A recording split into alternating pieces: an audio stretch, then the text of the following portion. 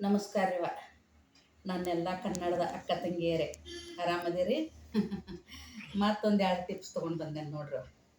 ಈಗಿನ ಆಹಾರಕ್ಕೋ ಅಥವಾ ಈಗಿನ ವಾತಾವರಣಕ್ಕೋ ಅಥವಾ ಈಗಿನ ಬಿಜಿ ಶೆಡ್ಯೂಲಕ್ಕೋ ಸಣ್ಣವರಿಂದ ಹಿಡಿದು ದೊಡ್ಡವ್ರ ಮಟ ಮಲಬದ್ಧತೆ ಕಾಡಕತ್ತೈತಿ ಎಲ್ಲರಿಗೂ. ಹೌದಿಲ್ಲ? ಮತ್ತು ಡಾಕ್ಟರ್ ಕೊಟ್ಟ ಔಷಧ ತೊಗೊಳ್ಳೋದಂತೂ ಮಾಮೂಲಿ. ಮನೆಯೊಳಗೆ ಇನ್ನೂ 2 ಮನೆ ಮದ್ದು ಹೇಳ್ತೀನಿ, ಮಾಡಿ ನೋಡ್ರಿ. ಪರಿಣಾಮ ಅಂತೂ ಆಕ್ಕೈತಿ. ಅಳಲೆಕಾಯಿ ಚೂರ್ಣ ಅಂತ ಸಿಗ್ತೈತಿ ಗ್ರಂಥಿಗೆ ಅಂಗಡಿಯೊಳಗೆ, ಆಯುರ್ವೇದ ಅಂಗಡಿಯೊಳಗೆ ಸಿಗ್ತೈತಿ. ಅರಳೆಕಾಯಿ ಚೂರ್ಣ 1/4 ಚಮಚ.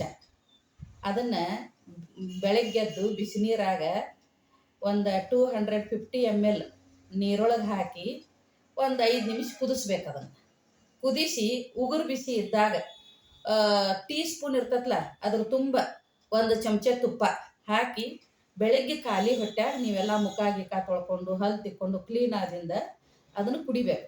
ಕುಡಿದು ಅರ್ಧ ತಾಸು ಬಿಟ್ಟು ನೀವೇನು ಊಟ ಮಾಡ್ತೀರಿ ಅಥವಾ ನಾಷ್ಟ ಮಾಡ್ತೀರಿ ಮಾಡಿ. ಅಂದ್ರೆ ಇದನ್ನು ಒಂದು 3 ತಿಂಗಳ ಮಾಡಿರಿ. ಅದನ್ನು 1 ದಿವಸ 2 ದಿವಸ ಮಾಡಬೇಡ್ರಿ. ಹೊಟ್ಟೆ ಫುಲ್ ಕ್ಲೀನಾಗಿ ಅದು ಒಳಗಿನ ಕರಳಿಗೆ ಎಲ್ಲ ಕ್ಲೀನ್ ಆಗೋತನ ಮಾಡಿರಿ. ಇದೊಂದು ಟಿಪ್ಸ್ ಇದು ಮಲಬದ್ಧತೆಗಿದು. ಇನ್ನೊಂದು ಇದು ಈಗ ನಾ ಹೇಳಿದ್ದು ಬೆಳಗ್ಗೆ ಖಾಲಿ ಹೊಟ್ಯಾಗ ಆದ. ಇನ್ನೊಂದು ಟಿಪ್ಸ್ ಏನಂದ್ರೆ, ಎಲ್ಲ ನಮ್ದೆಲ್ಲ ಮುಗಿಸಿ ಕೆಲಸ ಮುಗಿಸಿ ಇನ್ನೇನು ನಾವು ಮಲ್ಕೋತೇವೆ ಅಂದಾಗ ಒಂದು 250 ml ಹಾಲು ತಗೋರಿ, ಉಗುರು ಬಿಸಿ ಹಾಲು. ಅದ್ರಾಗೂ 1 ಟೀ ಸ್ಪೂನ ತುಪ್ಪ ಹಾಕಿರಿ. ಹಾಕಿ ಕುಡ್ದ ಬಿಸಿನೀರ್ಲೆ ಬಾಯಿ ಮುಕ್ಕಳಿಸ್ಬೇಕು. ಮತ್ತು ಹಾಲು ಕುಡ್ದು ಹಂಗೆ ಮಲ್ಕೋಬಾರ್ದಲ್ಲ.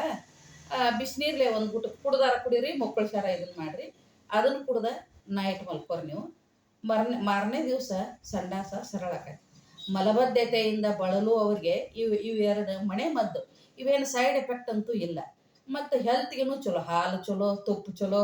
ಅಳಲೆಕಾಯಿ ಚೂರ್ಣ ಅಂತೂ ಔಷಧದ ರಾಜ ಅಂತಾರೆ ಅದಕ್ಕೆ. ಅದು ಚಲೋ. ಅದನ್ನು ಮಾಡಿ ನೋಡ್ರಿ. ಮಾಡ್ರಿ, ಆರಾಮಂತೂ ಅನಿಸ್ತತಿ. ಮಲಬದ್ಧತೆಗೆ ಭಾಳ ಚಲೋ. ಖುಷಿಯಾಗಿರಿ, ಆರಾಮಿರಿ.